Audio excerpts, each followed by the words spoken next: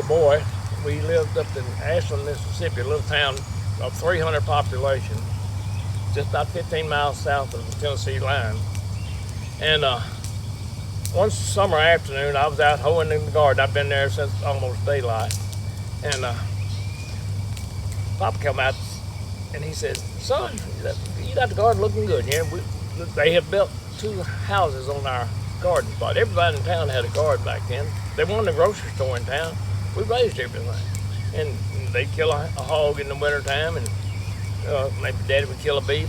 And, but that, we didn't buy groceries. We had to buy flour, of course. And one of the neighbors had a milk cow, and I'd walk across the pasture there and bring home some milk, and we'd pay him, of course, for that. But anyway, I've been out there. Daddy came out of the garden one day, and one Saturday, and he said, "Son, I got a hankering for some catfish for supper tonight. Why don't you knock off here? The garden looking pretty good."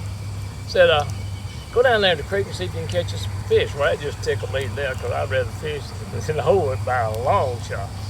So I went to the shed, got my fishing pole out, and checked the line on it, and tied a new hook on it. And then I went down to the barn and turned over a plank there next to the barn where the ground was solid moist, and dug me up a can full of worms. And I headed off down the creek there.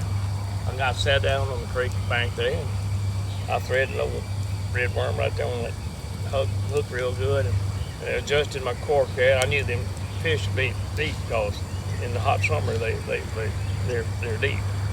You got to put the hook where they are. So I flipped her out there, and the ripples didn't even settle from that cork. That cork went thump, thump, thump, and then down it went. I hauled back on that pole and slung the big catfish right back behind me, and I went back there and got the hook out of his mouth. Thought I'll flip it back in there before I'd string him up then, And I flipped it back in there, and dadgummit, it did it again. Pop, pop, pow! Another catfish, nice one, And so I had to put a new worm on there. He didn't eat the first worm, but the first time, the second one, he ate the worm. So I put another worm on it, flipped it back out there, corked it, down again. And boys, full long, I was catching fish just as quick as I could get that worm in the water. Well, I looked back at my pile, and I had about enough fish for supper. I didn't want to waste nothing. So I put them on the stringer, took them back to the house, and got out on the back there, got me a pan, and skinned them and cut the heads off and took the guts out and all. And I took them all, well, I was fixing to take them in there to mama, but there's one old catfish still breathing. Got a hard, I know, kill 5 catfish. So I just left him out there on the porch. Took the fishing at the mama, she battered them up, baked the hush puppies, chopped up onions, put them in the hush puppies, battered them. Oh man, it's smelling so good. And I went back out there and took the guts and all over, and poured them on the pen in the hog pen, and let them eat that. And so we went on in there and ate supper. It was a good supper. And after supper, we went in the living room, listened to the Grand Ole Opry. We didn't have television back then. Just had a big old box radio there against the wall. And we listened to the Grand Ole Opry about 10 o'clock, and it went off, and I was fixing to go to bed, and I remember that catfish out there. I walked back out there on the porch, and he was still breathing. I thought, that's strange.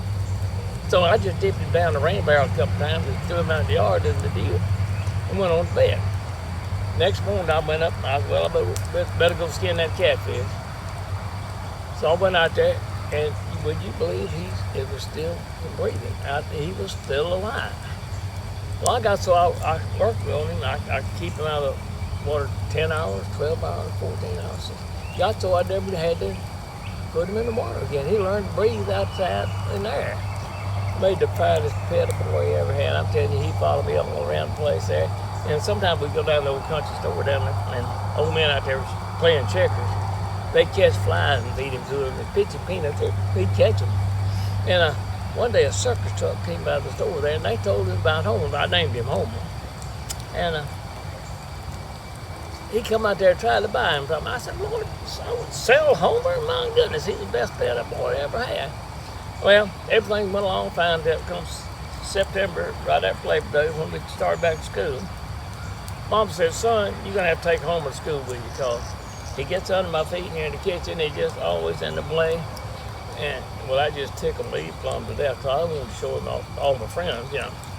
So I started off toward the schoolhouse. Now, come on, Homer. Yeah. And he come following right back there, just wiggling along right there in the dirt. We went on down the road there, and I kept looking back, and he was sure enough, he was following me. We crossed the bridge down there over the little creek before you get to the schoolhouse. And I got on the other side, and I looked back, and Homer wasn't there. I said, Homer, here. And Homer didn't come. And he always came when I called him. And I walked back out there on the bridge, and there's a crack in the bridge there, a board was loose. And he had fell off down there in the creek and drowned.